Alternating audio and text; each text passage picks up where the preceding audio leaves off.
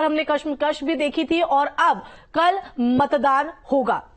बढ़ते आगे, यूपी में आपको बता दें कि कल मतदान है और उसको लेकर तमाम तैयारी है।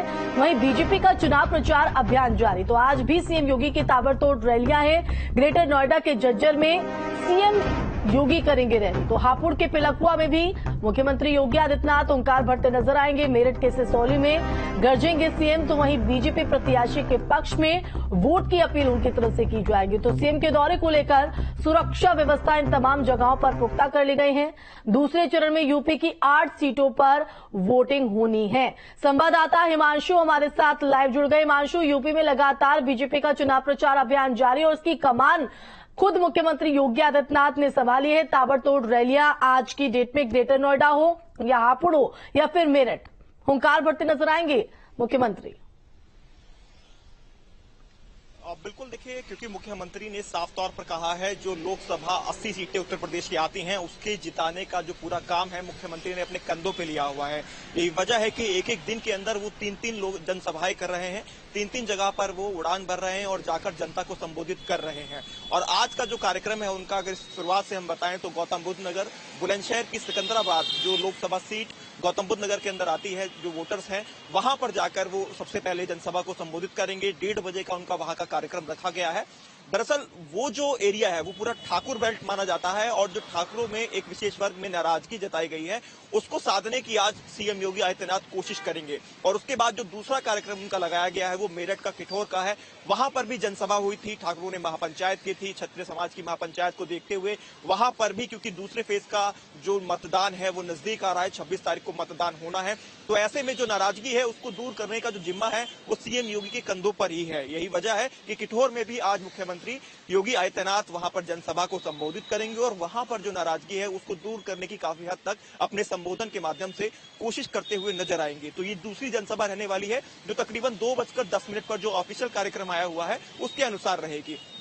जो तीसरी जनसभा है वो गाजियाबाद के पिलखुआ, हालांकि हापुड़ के अंदर ये पड़ता है, अगर विधानसभा देखें तो हापुड़ की लगती है, लेकिन लोकसभा के लिहाज से पिलखुआ 6084 कहा जाता है और ठाकुरों का गढ़ माना जाता है। वहां पर पिलखुआ के अंदर सीएम योगी आदित्यनाथ अपनी तीसरी जनसभा को संबोधित करते हुए नजर आएंगे। उसकी वजह यही है कि कल गाजियाबाद के अंदर यानी पिलखुआ के अंदर जो धोलाना क्षेत्र है वहां पर ठाकुरों ने महापंचायत की थी और जगह जगह जो ये महापंचायत हुई है उन्हीं जगह पर आज सीएम खासतौर पर संबोधन करने जा रहे हैं। उन्हीं जगहों को सीएम योगी आदित्यनाथ ने आज के अपने कार्यक्रम के अंदर चुना है। तो वहां पर भी वो कोशिश करेंगे कि जो वोटर्स हैं उनको साधा जाए, जो क्षत्रिय समाज नाराज है उनकी नाराजगी को दूर किया जाए ताकि जो डैमेज होने बीजेपी को हो सकता है वो डैमेज कंट्रोल किया जाए। तो उस डैमेज कंट्रोल को कहीं ना कहीं सीएम योगी आदित्यनाथ आज के इस दौरे में करने की अपनी पूर्ण जो कोशिश करेंगे, विपक्ष को उसका लाभ ना मिले, ये जो जिम्मा है।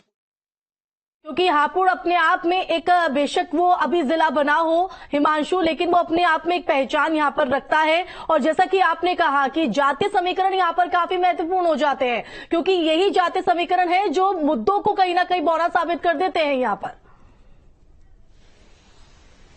और बिल्कुल इसमें कोई दरार नहीं है। जिस तरह से एक विशेष वर्ग में, जाति विशेष वर्ग में नाराजगी फैली है और वो नाराजगी 6084 जिस तरह से आपने बताया भी है कि हापुड़ जो अलग से जिला बेशक है लेकिन वो संसदीय नहीं है, लोकसभा नहीं है। तो उसकी जो 3 विधानसभाएं हैं वो अलग अलग जो लोकसभा हैं उनमें डिवाइडेड है। अगर हम गढ़ की बात करें तो वो अमरोह में चली जाती है और हापुड़ शहर मेरठ के अंदर चला जाता है जो विधानसभा है, और धोलाना जो लगती है वो गाजियाबाद में आ जाती है। जो धोलाना का 6084 है उसको साधने के लिए पिलखुआ के आज जनसभा को आयोजित किया गया है। और इसमें जातीय फैक्टर की हम बात करें तो बड़ी संख्या में बाहुल्य अगर देखा जाए तो क्षत्रिय समाज के वोटर्स हैं जिन्होंने कल एक बड़ी जनसभा आयोजित की थी और उसी को साधने के लिए आज मुख्यमंत्री यहां पहुंचेंगे भी। और गाजियाबाद में जब वो संबोधित करेंगे तो जो उनके प्रत्याशी हैं यहां पर गाजियाबाद लोकसभा से अतुल गर्ग, उनके फेवर में कहीं ना कहीं वोट की अपील जरूर वो करते आएंगे। और इस बात को आप इस तरह से समझ सकते हैं कि मुख्यमंत्री का एक तरह से देखा जाए तो गाजियाबाद लोकसभा के लिए चौथा दौरा ये रहने वाला है।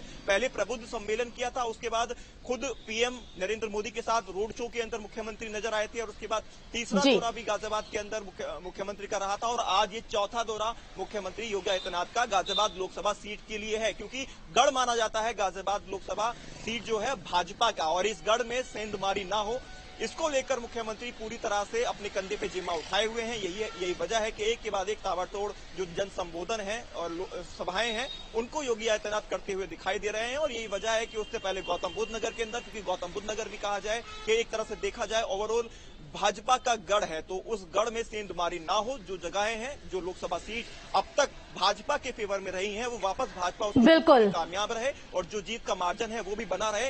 इसी वजह से लगातार ये एक के बाद एक जनसंबोधन बिल्कुल। और अब आने वाले चुनाव में ये पता चल पाएगा कि जनता का